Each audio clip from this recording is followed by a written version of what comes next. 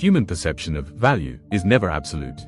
Our brains are not equipped with an internal, high-precision scale capable of calculating the objective market worth of a coffee, a book, or a relationship. Instead, we rely entirely on comparison. Imagine walking into a cafe. A small latte is $4 and a large is $7. Most people hesitate. $7 feels steep, but the small portion feels unsatisfying. You are caught in a friction-filled tug-of-war between cost and desire. However, the moment the shop adds a third option, a medium latte for $6.50, the friction vanishes. Suddenly, the $7 large looks irresistible because it's only 50 cents more than the medium. The small option, originally your baseline, disappears from your mental map entirely. That $6.50 medium is the decoy. Its purpose isn't to be sold, its purpose is to redefine your standard of what is reasonable.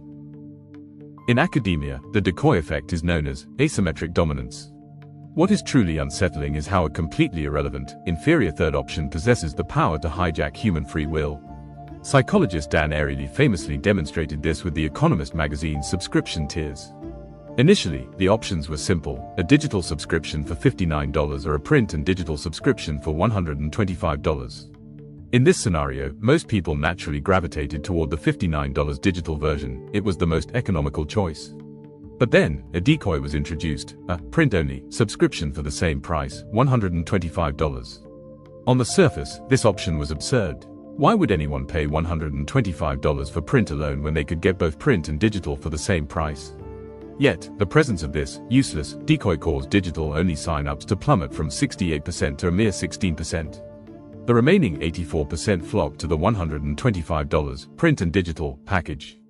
The logic had been successfully rewired. Since the print version alone cost $125, getting the digital version for free felt like a stroke of genius. We believe we are maximizing utility, but in reality, we are simply escaping the anxiety of having to judge value on our own. The shadow of the decoy effect extends far beyond the price tags of a menu. It silently permeates our social lives and even our romantic decisions. In one experiment, participants were shown two photographs: person A, who was physically attractive, and person B, who was equally attractive but in a different style.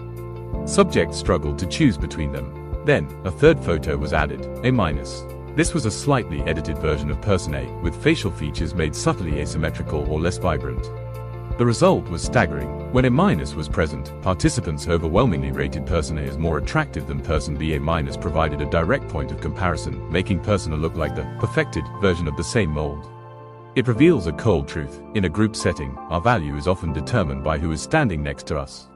We don't observe individuals, we observe gaps. From an evolutionary standpoint, the decoy effect is a shortcut developed to conserve energy.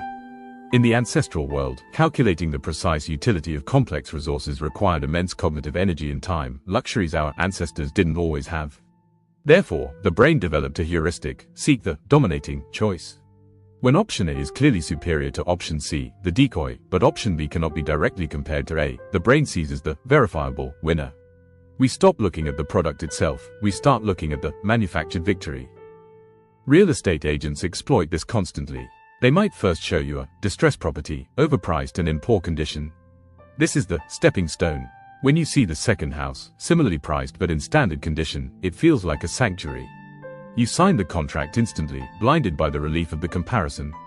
Travel sites, data plans, and even political platforms use this asymmetric contrast to guide the collective will. They don't need to convince you that an option is the best, they only need to create a worse version of it to make the original shine. Can we ever truly escape this psychological tether? Unfortunately, the instinct for comparison is hardwired into our neural circuitry, a remnant of our evolutionary hardware. We cannot simply upgrade our brains any more than we can stop breathing. But awareness itself is a form of power. Once you recognize the trap, the invisible walls begin to crack. We live in an era reconstructed by data, algorithms, and precise psychological modeling. Every price list and every interface layout is a stress test targeting human vulnerability. Capital does not care about your needs, it cares about using a decoy to trigger a pre-programmed click. When we feel that rush of excitement for a deal, we are becoming data points in a massive experiment, walking a path laid out by architects of consumption. True resistance does not lie in anger, but in the pause. The next time you face three choices, stop. Conduct a mental experiment. If that obviously inferior deal were erased, leaving only the original options in isolation, would the expensive one still hold its allure? We must learn to strip away the background noise designed to distract us. In a society of extreme information overload, the ultimate freedom is not the power to choose between infinite options. It is the ability to see through the fog of comparison and identify your original, unadulterated need. Do not let a manufactured decoy define your value. In a world of engineered silence, staying conscious is the only true act of defiance.